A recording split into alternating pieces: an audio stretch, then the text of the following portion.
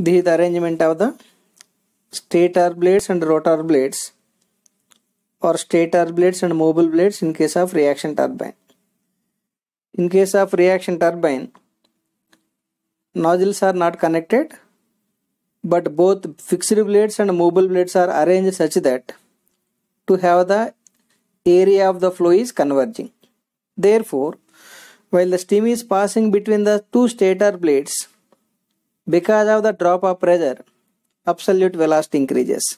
But in the rotor blade section, the rotor blades are also arranged to have the converging passes, but while the steam is passing through the converging passage of the two rotor blades, because of the drop of pressure, the relative velocity increases.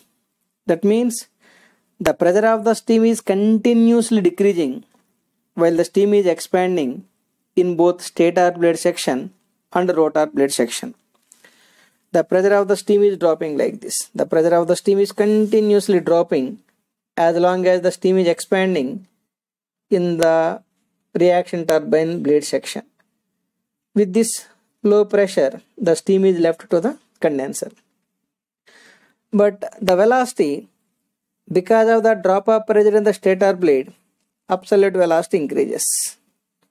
Absolute velocity increases. Theoretically, whatever the velocity which is increasing in the stator blade, the same will be dropped in the rotor blade.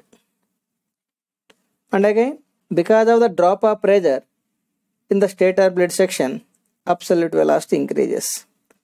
Whatever the velocity which is increasing in the stator blade, the same will be dropped in the rotor blade due to transfer of energy from steam to blade surface. Again, the velocity increases in the stator blade. That means in case of reaction turbine, because of the arrangement of the stator blades to have the converging passes, the stator blade section is also acting as a nozzle. That means the stator blade section function is very similar to nozzle to increase the velocity. The velocity increasing in the stator blade section but decreases in the rotor blade section, increases, decreases. With this low velocity, the steam is left to the condenser.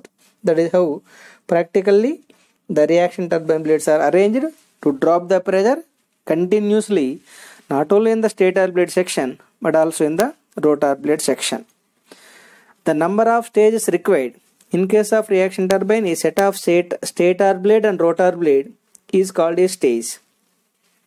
The blades are arranged for the reaction turbine such that the pressure drop per stage is less. Since the pressure drop per stage is less, the number of stages required for the reaction turbine for the same pressure drop are more. That means more number of stages are required for the reaction turbine compared to the velocity compounding steam turbine or pressure compounding steam turbine.